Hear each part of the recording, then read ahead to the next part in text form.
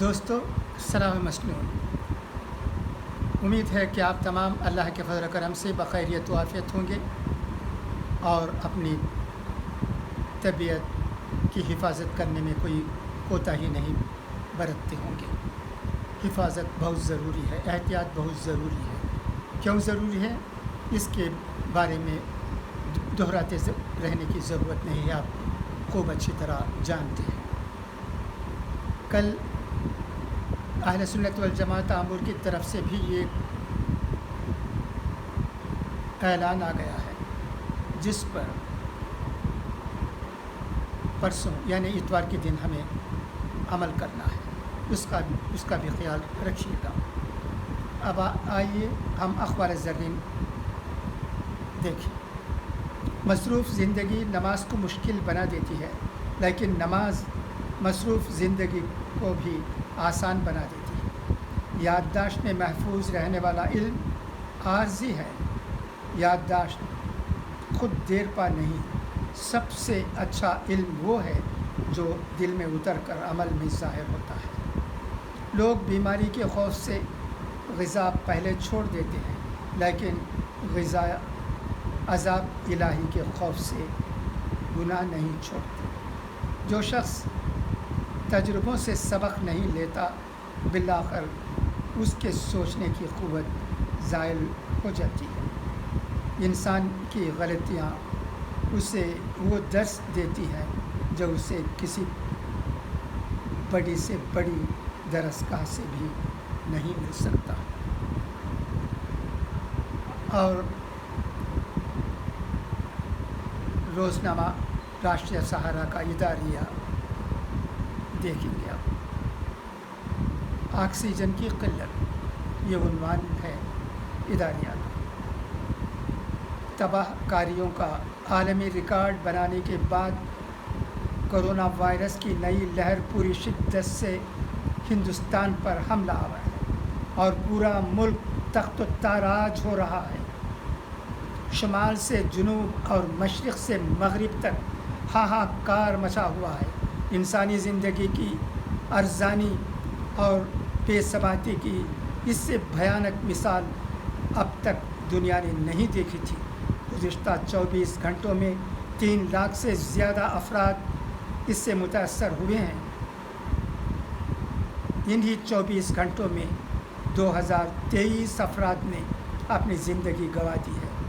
اس موذی وبا کے متاثرین کی تعداد 16 لاکھ اور اس کے کشتگان کی کل تعداد 2 لاکھ سے زیادہ ہو چکی ہے۔ اس وبا سے سب سے زیادہ متاثر ہونے والے شہروں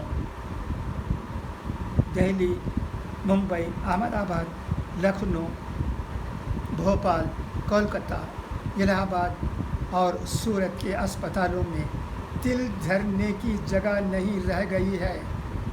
ذرا سنیے گا غور سے، یہ اداریہ بھینکر، بہت ہی ڈراؤنا ہے۔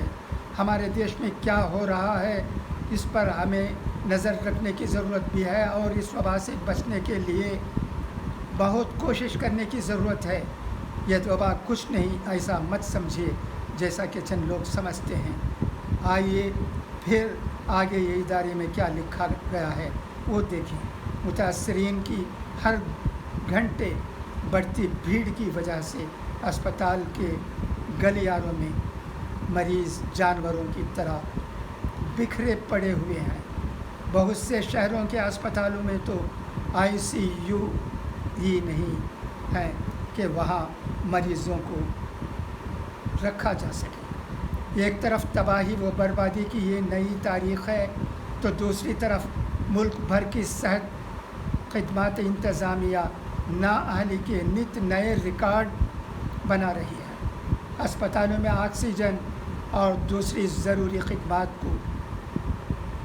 کا فقدان پیدا ہو گیا ہے۔ حکومت نہ تو یہ لازمی اشیاء دستیاب کرانے میں اہل ہے اور نہ بڑھتے انفیکشن کا دائرہ توڑنے کی کوئی سبیل نکال رہی ہے۔ آکسیجن سپلائی کے معاملے میں حکومت نے بد انتظامی کی انتہا ہی کرتی ہے۔ کورونا کے آغاز میں جب دنیا کے دوسرے ممالک اپنے یہاں آکسیجن کا ذخیرہ کر رہے تھے، ہندوستان کی حکومت نے آکسیجن ایکسپورٹ کرنے کے نئے ریکارڈ کھڑے کر دیے۔ 2019-20 میں ہندوستان سے باہر 4,502 میٹرک ٹن آکسیجن ایکسپورٹ کی گئی تھی، اور جب 2020-21 میں کورونا اپنے شواب پر ہے تو 9,300 میٹرک ٹن آکسیجن باہر کے ملکوں کو بھیج دی گئی۔ ڈاکٹروں اور ماہرین کے بار کے انتباہ کے باوجود آکسیجن کا ذخیرہ باہر ملکوں کو منتقل کیا جانا حکومت کی ایسی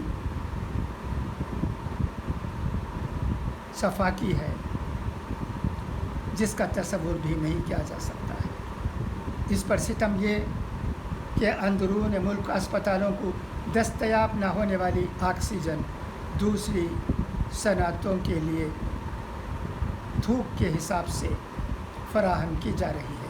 آکسیجن کی قلت کی وجہ سے اس کی کالا بازاری بھی زوروں پر ہے۔ آکسیجن کا ایک سلنڈر جو کل تک 9,000 روپے میں ملتا تھا، آج اس کی قیمت 15,000 تک پہنچ گئی ہے، اور وہ بھی عام آدمی کی رسائی سے دور ہے۔ صورتحال کی سنگینی کا اندازہ اس سے لگایا جا سکتا ہے کہ مجبور ہو کر اس معاملے میں دہلی ہائی کورٹ کو مرکزی حکومت کی سرزنش کرنی پڑی ہے، اور یہ کہنا پڑا ہے کہ حکومت اس معاملے کی سنگینی کو کیوں نظر انداز کر رہی ہے۔ موجودہ ضرورت کے مد نظر دوسری صنعتوں کو آکسیجن کی سپلائی بند کر کے صرف اسپتالوں کو میڈیکل استعمال کے لیے آکسیجن ہی سپلائی کی جائے۔ عدالت نے اس امر پر حیرت و استعجاب کا بھی اظہار کیا ہے کہ ایک طرف اسپتالوں میں آکسیجن نہیں ہے، لیکن دوسری طرف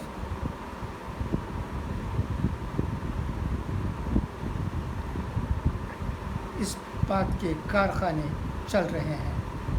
اب حکومت عدالت کی اس ہدایت پر کتنا کام دھرتی ہے، یہ تو آنے والے 1-2 دنوں میں ظاہر ہی ہو جائے گا، لیکن انفیکشن کا دائرہ توڑنے کے لیے بھی مرکزی سطح پر اب تک کوئی قدم نہیں کیا گیا ہے۔ اس معاملے کو